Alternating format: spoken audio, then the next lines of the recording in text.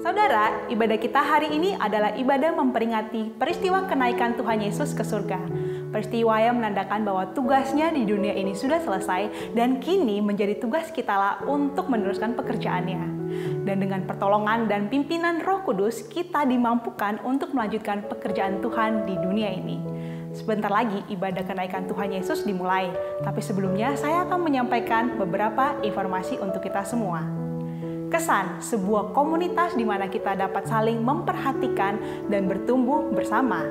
Bila saudara belum terlibat dalam kesan, silakan menghubungi Justina di 0878 911 91176 untuk dihubungkan dengan kesan yang paling sesuai dengan saudara.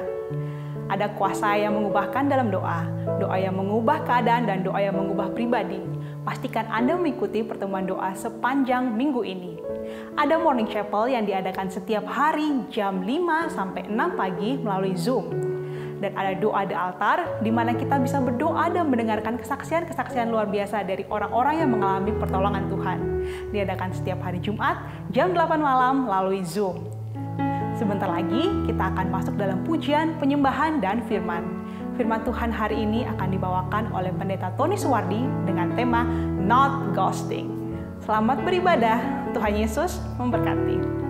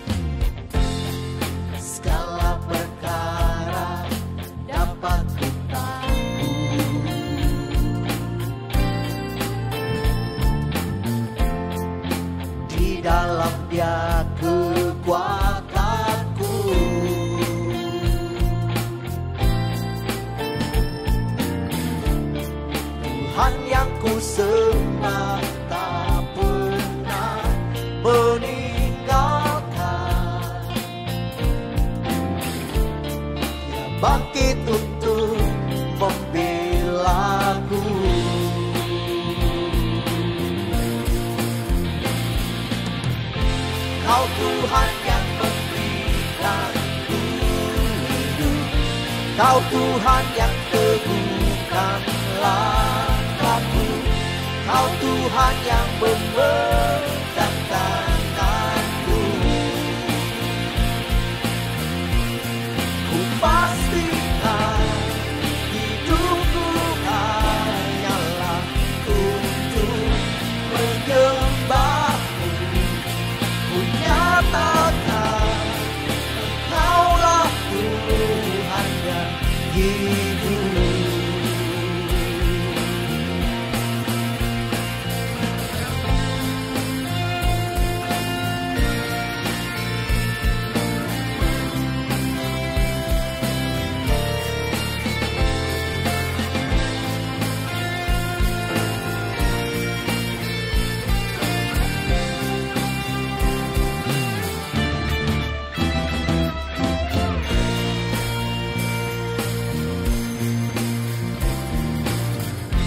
Kau Tuhan yang memberikanku hidup, Kau Tuhan yang teguhkan langkahku, Kau Tuhan yang memegang tanganku. Ku pastikan hidupku hanyalah untuk menyembah. Nyatakan Engkaulah Tuhan yang hidup. Ku nyatakan Engkaulah Tuhan yang hidup. Ku nyatakan Engkaulah Tuhan yang hidup.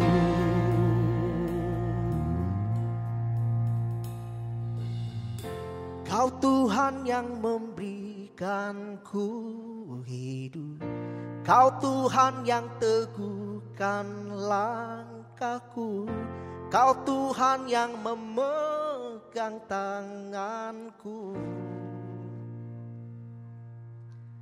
Ku pastikan hidupku hanyalah untuk menyembahmu. Ku nyatakan Engkaulah Tuhan yang hidup. Ku nyatakan Engkaulah Tuhan yang hidup.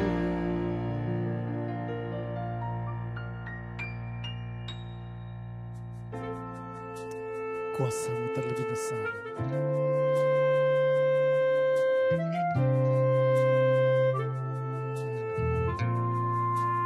Kuasa-Mu terlebih besar, Tuhanku terlebih besar. Tak pernah terlambat janji-Mu ya Tuhan menolong hidupku. Kuasa-Mu terlebih besar, Tuhanku terlebih besar. Tak pernah terlambat janji-Mu ya Tuhan pulihkan hidupku.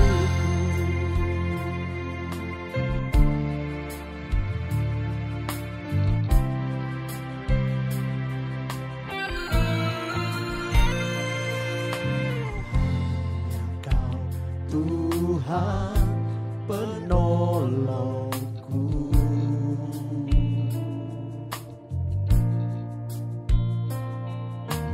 yang selalu setia bersamaku.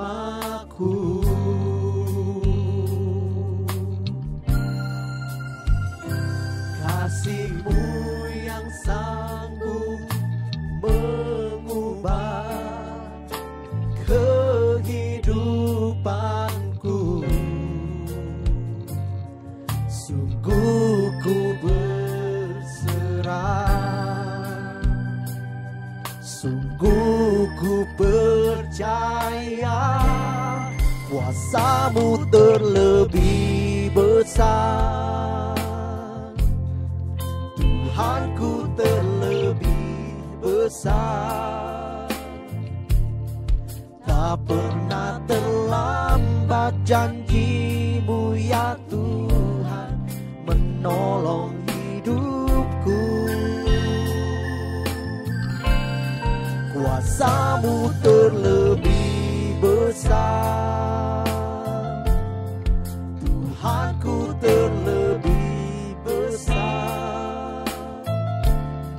Tak pernah terlambat janji-Mu ya Tuhan pulihkan hidupku.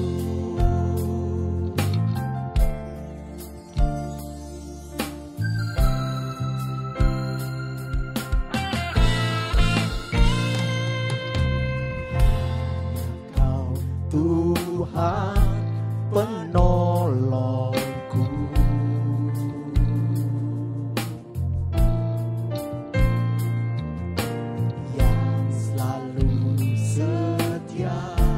Bersamaku,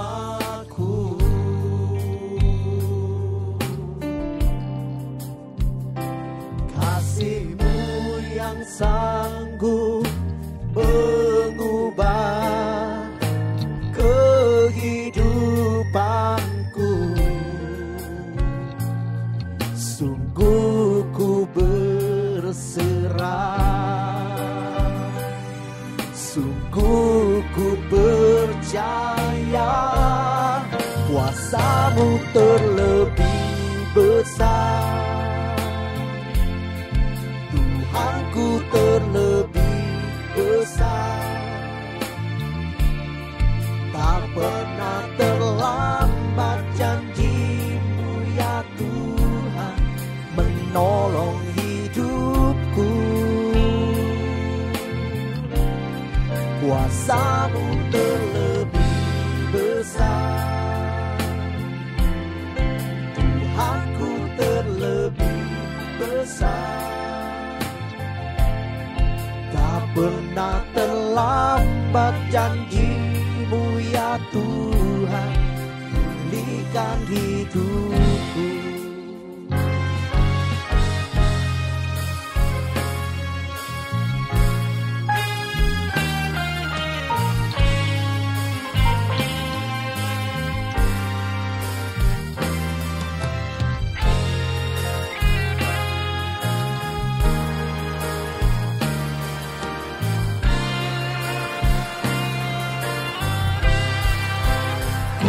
Percaya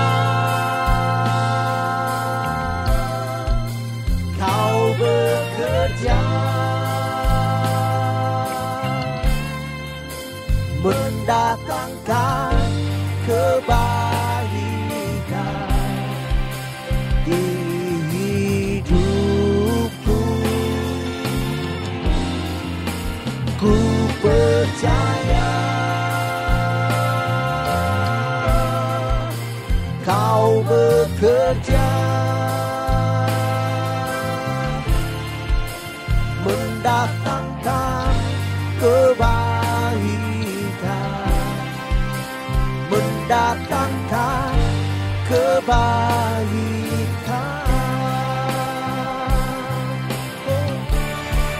Kuasa-Mu terlebih besar. Tuhanku terlebih besar. Tak pernah terlambat janji-Mu ya Tuhan menolong hidupku.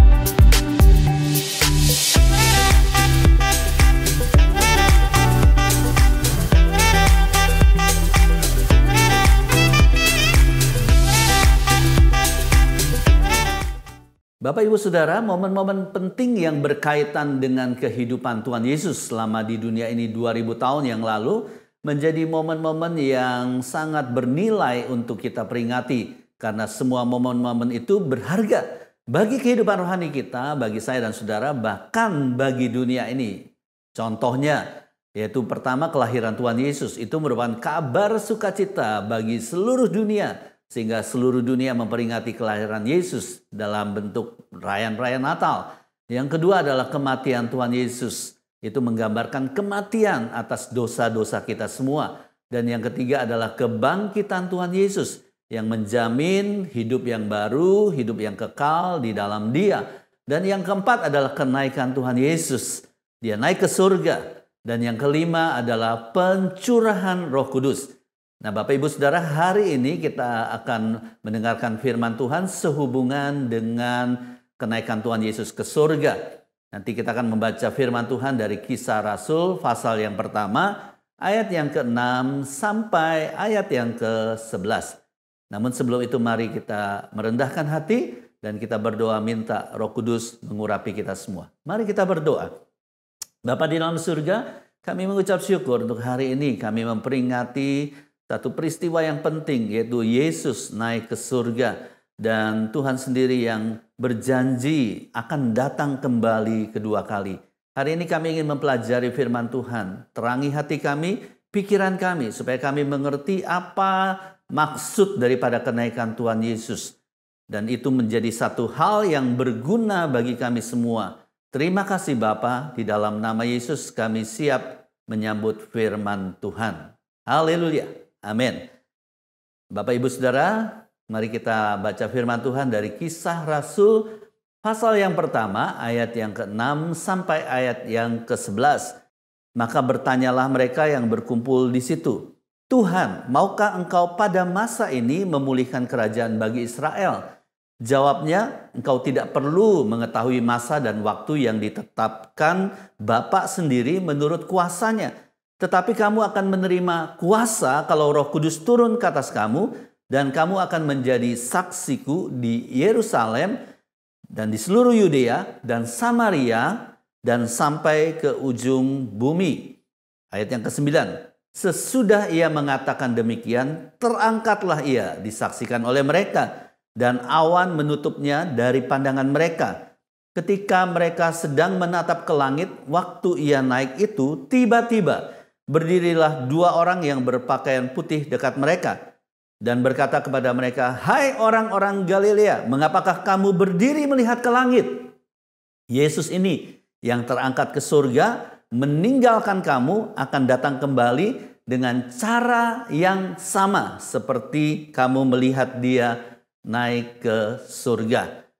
Saudara, ada istilah yang sedang viral pada hari-hari ini, khususnya di kalangan anak-anak muda, yaitu istilah ghosting. Wah, apa itu ghosting? Arti dari ghosting secara sederhana adalah menjadi seperti hantu, nggak terlihat, tidak terlacak atau menghilang. Nah, tujuan daripada ghosting adalah mengakhiri sebuah hubungan secara mendadak atau tiba-tiba dan diam-diam. Memutuskan komunikasi tanpa memberikan penjelasan apapun. Dan istilah yang viral ini mengacu kepada seseorang yang menghindar dan menghilang begitu saja, tidak terlihat seperti hantu, makanya disebut ghosting. Apa sih alasan orang melakukan ghosting itu? Yang pertama, orang itu tidak ingin menyakiti perasaan orang lain, jadi dia tiba-tiba menghilang aja. Yang kedua, merasa tidak nyaman dengan situasinya, dengan hubungan yang sedang dijalani dengan orang lain, sehingga dia menghilang dan menghindar. Yang ketiga, merasa tidak ada lagi yang perlu dibahas, katanya end lah, selesai gitu ya, nggak ada lagi yang perlu dibahas. Dan yang keempat adalah tidak mau berkomitmen, ya mungkin awalnya dia berkomitmen, tetapi karena sesuatu hal dia memilih untuk memutuskan komitmen tersebut. Yang berikutnya, sulit mengkomunikasikan gitu ya keinginannya untuk mengakhiri hubungannya. Dia bingung mau ngomongnya gimana gitu ya. Bingung nanti orang itu akan sakit hati, orang itu nggak bisa terima, makanya dia menghilang saja. Dan yang keenam adalah menemukan mungkin ini orang lain yang lebih menarik. Jadi sehingga dia betul-betul mau memutuskan sama sekali hubungan dengan orang tersebut. Nah saudara, bagaimana dengan Yesus? Apakah Yesus melakukan ghosting, menghilang? Enggak saudara. Justru setelah Yesus bangkit dari kematian berulang kali selama 40 hari Yesus menampakkan dirinya kepada murid-muridnya. Bahkan berkomunikasi dengan murid-muridnya. Kepada seorang murid yang namanya Thomas yang tidak percaya bahwa Yesus telah bangkit. 8 hari setelah Yesus ketemu dengan murid-muridnya, pada waktu itu Thomas nggak ada.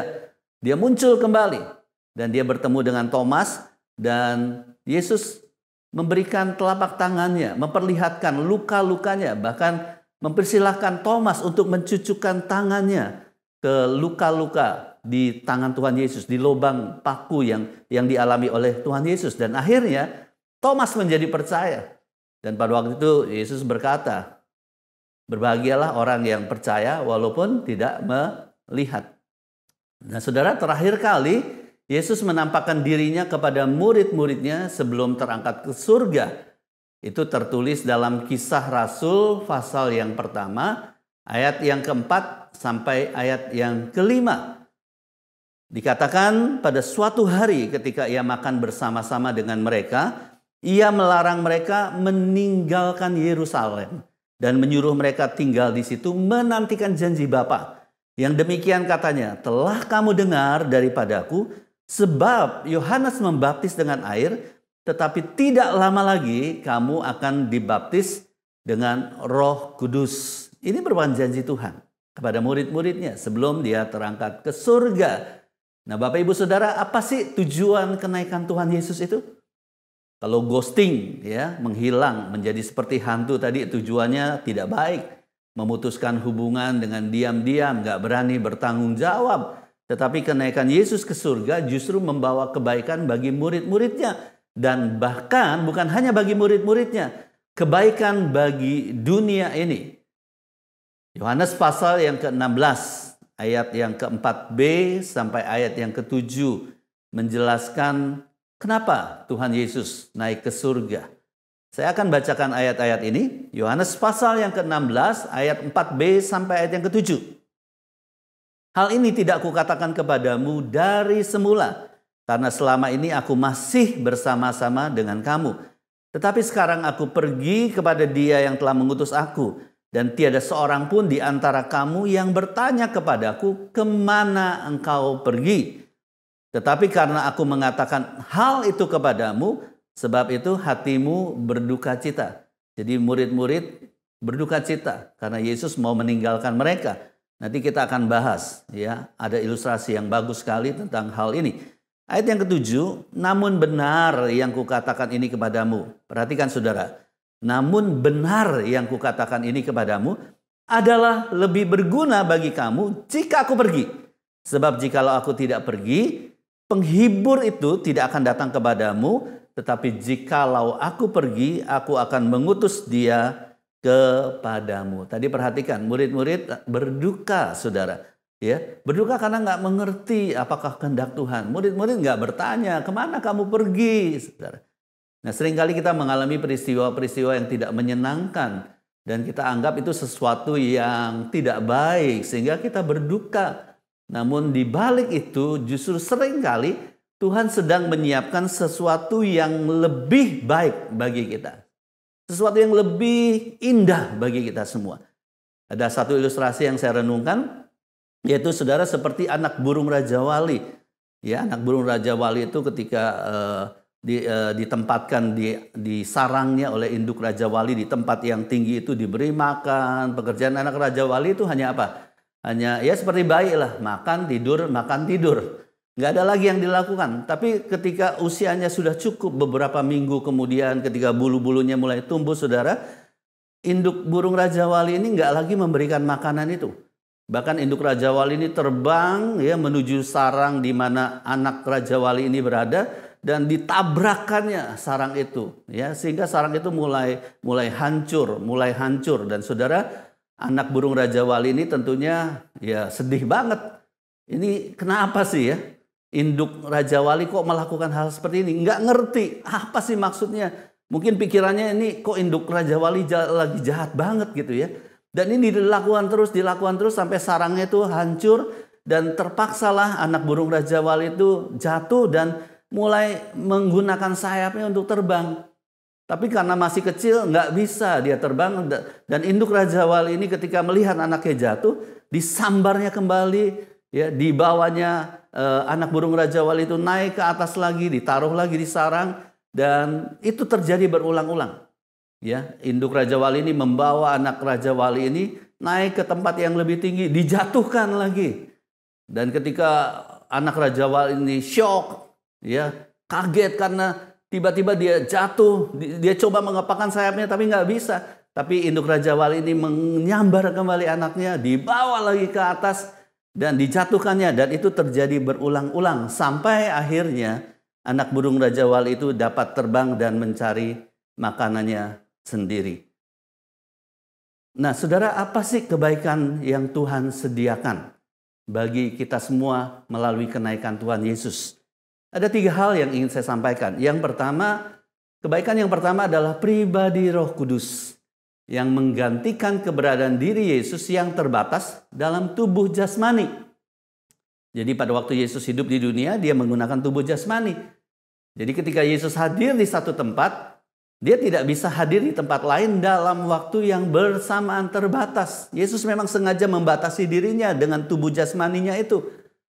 Tetapi melalui pribadi Roh Kudus, kehadiran Yesus bisa dirasakan di mana-mana. Yesus bisa hadir di Indonesia, Yesus bisa hadir di Amerika. Melalui Roh Kudusnya, kita bisa merasakan kehadiran Tuhan Yesus. Itulah kebaikan yang pertama. Makanya Yesus katakan lebih berguna, lebih baik aku pergi kepada Bapa, supaya Roh Kudus dicurahkan bagi kamu semua. Yang kedua, bukan hanya pribadi Roh Kudus. Yang kedua adalah kuasa Roh Kudus. Apa itu kuasa Roh Kudus? Yaitu kemampuan untuk melakukan pekerjaan-pekerjaan yang Yesus lakukan. Bahkan pekerjaan-pekerjaan yang lebih besar. Itu yang Yesus janjikan. Dan itu nggak bisa terjadi kalau Roh Kudus nggak turun ke atas murid-muridnya, ke atas kita semua. Oleh karena itu melalui kuasa Roh Kudus, kita diberikan kemampuan untuk melakukan pekerjaan-pekerjaan yang sudah Yesus lakukan. Menyembuhkan, membangkitkan orang mati, dan banyak hal yang Yesus lakukan. Janji itu tertulis dalam Yohanes pasal yang ke-14, ayat yang ke-12 sampai ayat yang ke-14. Aku berkata kepadamu, sesungguhnya barang siapa percaya kepadaku, ia akan melakukan juga pekerjaan-pekerjaan yang aku lakukan. Bahkan pekerjaan-pekerjaan yang lebih besar daripada itu. Ya, lebih besar daripada yang Yesus lakukan. Sebab apa? Sebab Yesus berkata, aku pergi kepada Bapa. Ayat yang ke-13. Dan apa juga yang kamu minta. Nah, saudara, ini perhatikan ya. Jangan tafsirkan ayat ini sembarangan ya. Apa yang kita minta tentunya hubungannya dengan ayat yang di atasnya. Yaitu apa? Pekerjaan-pekerjaan yang kita mau lakukan. Pekerjaan-pekerjaan Yesus yang kita lakukan. Jadi ketika kita berdoa di dalam melakukan pekerjaan-pekerjaan yang Yesus lakukan dan kita lakukan, kita boleh minta kepada Tuhan di dalam namaku, kata Yesus, aku akan melakukannya. Supaya apa? Supaya bukan kita dipermuliakan, tapi supaya Bapa dipermuliakan di dalam Yesus.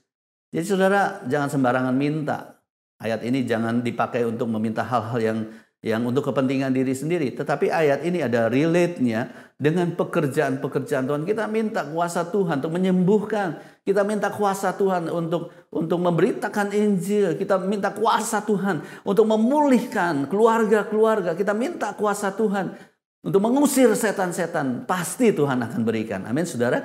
Nah, ayat yang berikutnya, ayat yang ke-14. Jika kamu meminta sesuatu kepadaku dalam namaku, aku akan apa, saudara? Melakukannya. Ya, inilah bagian yang kedua. Yang pertama adalah pribadi Roh Kudus. Yang kedua adalah kuasa Roh Kudus.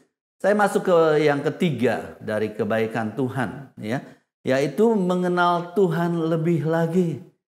Ini penting sekali, saudara. Jadi Roh Kudus dicurahkan supaya kita apa? Mengenal Tuhan, mengenal kebenarannya lebih lagi. di dalam kehidupan kita. Yohanes pasal yang ke-16 ayat yang ke-13. Tetapi apabila ia datang, yaitu roh kebenaran.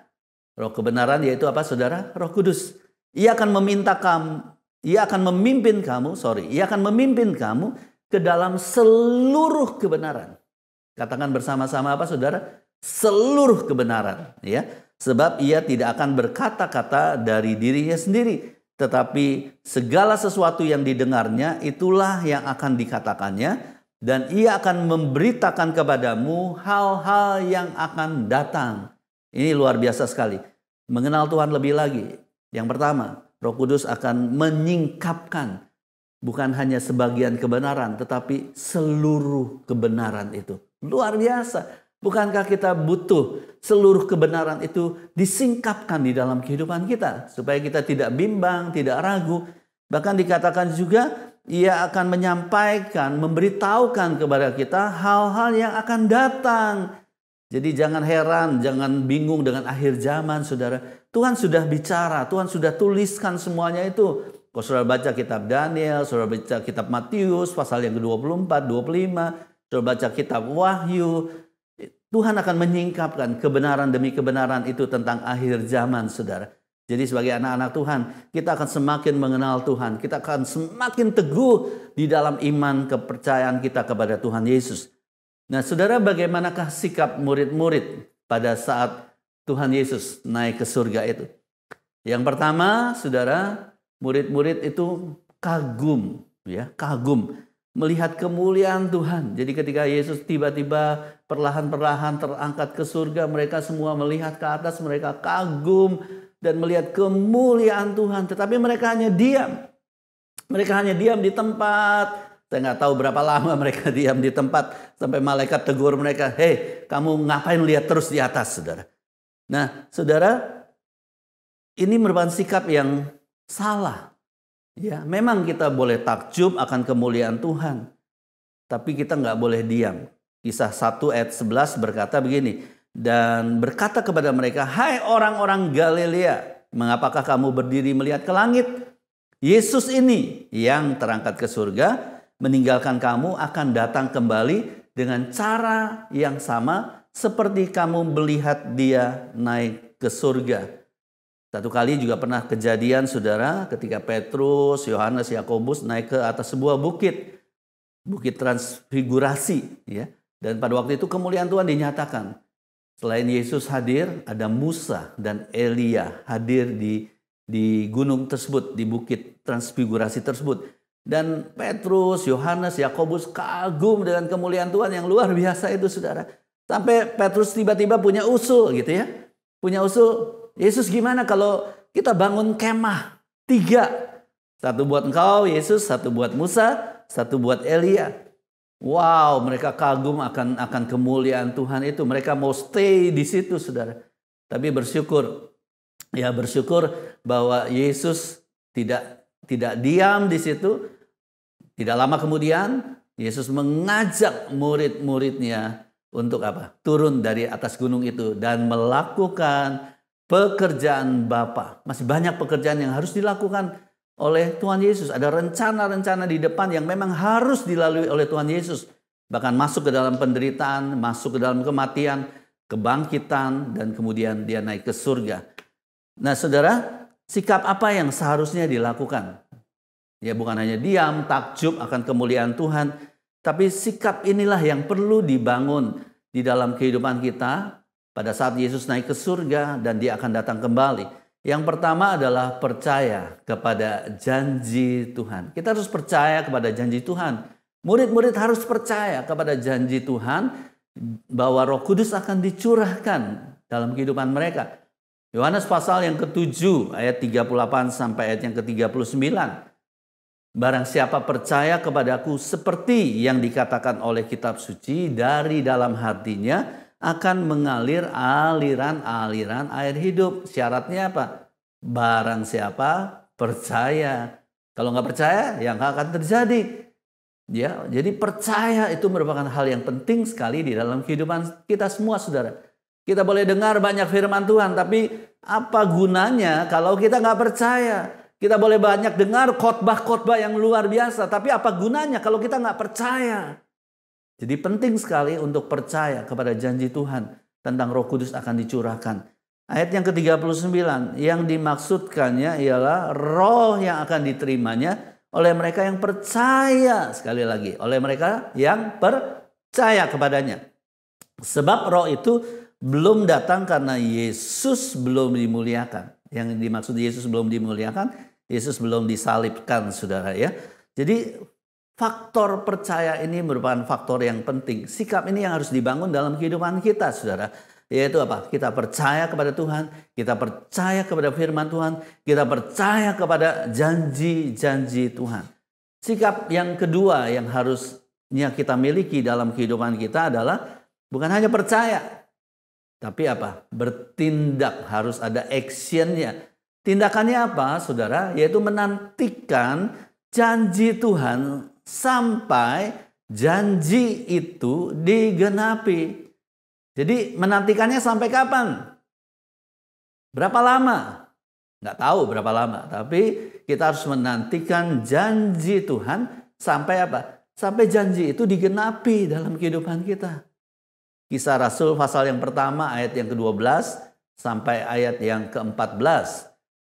Firman Tuhan berkata begini, rasul-rasul menanti-nanti. Maka kembalilah rasul-rasul itu ke Yerusalem dari bukit yang disebut Bukit Zaitun, yang hanya seperjalanan sabat jauhnya dari Yerusalem. Setelah mereka tiba di kota, naiklah mereka ke ruang atas tempat mereka menumpang. Mereka itu ialah Petrus dan Yohanes, Yakobus dan Andreas, Filipus dan Thomas, Bartolomeus dan Matius, Yakobus bin Alfeus dan Simon orang Zelot, dan Yudas bin Yakobus. Ayat yang ke-14, mereka semua bertekun. Mereka semua bertekun, menanti-nantikan itu. Dengan apa? Sehati dalam doa bersama-sama dengan beberapa perempuan serta Maria ibu Yesus dan dengan saudara-saudara Yesus. Jadi mereka bertekun menantikan janji Tuhan itu. Sampai kapan? Sampai janji itu digenapi. Sampai Roh Kudus dicurahkan dalam kehidupan mereka. Di dalam Kisah Rasul pasal yang kedua kita bisa membaca bagaimana itu adalah Pentakosta terjadi, pencurahan Roh Kudus terjadi di dalam kehidupan para rasul. Mereka semua dipenuhi oleh Roh Kudus. Itu sikap yang benar, ya. Sikap yang pertama percaya. Sikap yang kedua adalah menanti-nantikan, bertindak menanti-nantikan Roh Kudus. Janji Tuhan digenapi. Nah, sikap yang ketiga adalah menjadi hamba yang bertanggung jawab sampai Tuhan Yesus datang kembali untuk kedua kalinya.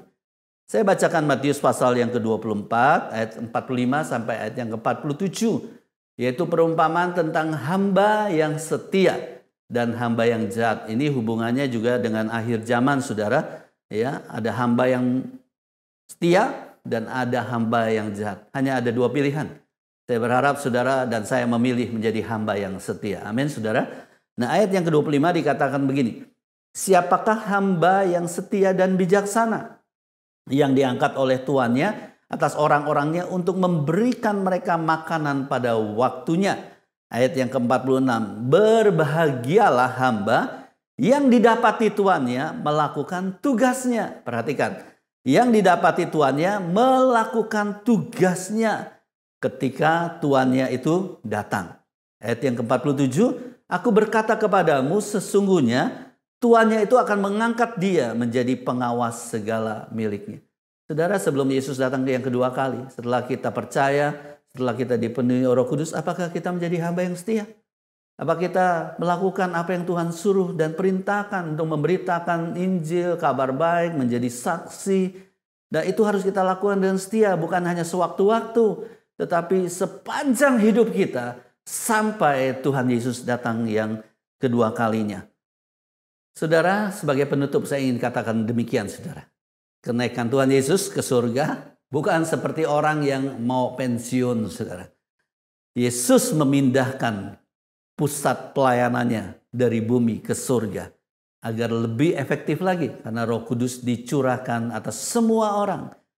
Dan Yohanes pasal 5 ayat yang ke-17 Yesus berkata begini, aku tetap bekerja sampai hari ini, sama seperti Bapa masih bekerja sampai saat ini.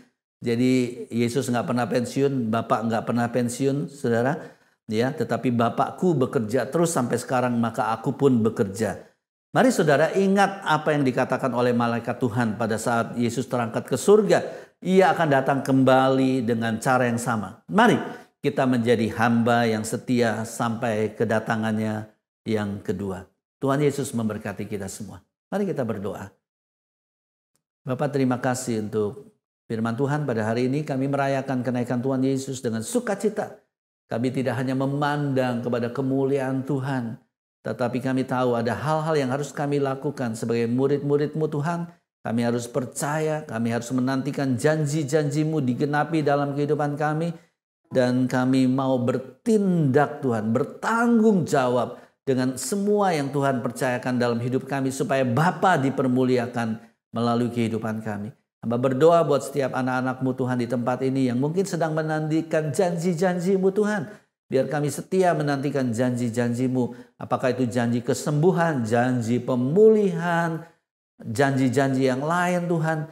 Biarlah kami bukan hanya percaya, tetapi juga kami sungguh-sungguh menantikan sampai janji itu digenapi. Dan ketika janji itu digenapi, biarlah kami menjadi hamba-hamba yang bertanggung jawab. Tidak hanya puas dengan segala kuasa yang Engkau sudah tunjukkan di dalam kehidupan kami. Kami sembuh, kami dipulihkan, kami diberkati. Tapi biarlah kami menjadi hamba yang bertanggung jawab untuk menjadi berkat bagi orang lain. Terima kasih Tuhan Yesus untuk firman-Mu. Materaikan ini dalam hidup kami. Dan jadikanlah kami hamba yang setia. Haleluya. Dalam nama Yesus. Amin. Terima kasih untuk kesediaan saudara mengikuti ibadah kenaikan Tuhan Yesus sampai selesai. Sebelum kita mengakhiri ibadah, kita akan memberikan persembahan. Nomor rekening atau QR Code untuk memberikan persembahan tertera di layar saudara. Saya mengajak saudara berdoa untuk persembahan, untuk jemaat, untuk bangsa dan negara. Diakhiri dengan doa berkat. Mari kita berdoa. Segala puji syukur hanya bagi-Mu Tuhan, atas segala kebaikan-Mu kami dapat memberikan persembahan kami pada hari ini. Terimalah persembahan kami sebagai rasa ucapan syukur kami Tuhan atas kebaikan-Mu. Dan kami berdoa buat setiap jemaat Tuhan, dimanapun keberadaan mereka, apapun yang mereka alami, Tuhan berikan pertolongan. Dan kami percaya yang sakit disembuhkan, yang lemah diberikan kekuatan. Terima kasih Tuhan. Dan kami berdoa juga buat bangsa dan negara ini. Tuhan berikan hikmat, akal budi marifat-Mu kepada Presiden dan Wakil Presiden. Sehingga mereka boleh memimpin bangsa ini menuju ke bangsa Indonesia yang lebih baik lagi. Terima kasih Tuhan Yesus buat segala kebaikan-Mu bagi kami semuanya. Untuk itu, Bapak Ibu Saudara sekalian, jemaat yang terkasih, angkatlah kedua tangan-Mu dan terimalah berkat Tuhan. Berkat, kasih dan anugerah dari Allah Bapa kami yang di sorga, cinta kasih dari Tuhan Yesus Kristus, dalam persekutuan yang erat dengan Roh Kudus, menyertai saudara-saudari semuanya sampai selama-lamanya. Amin.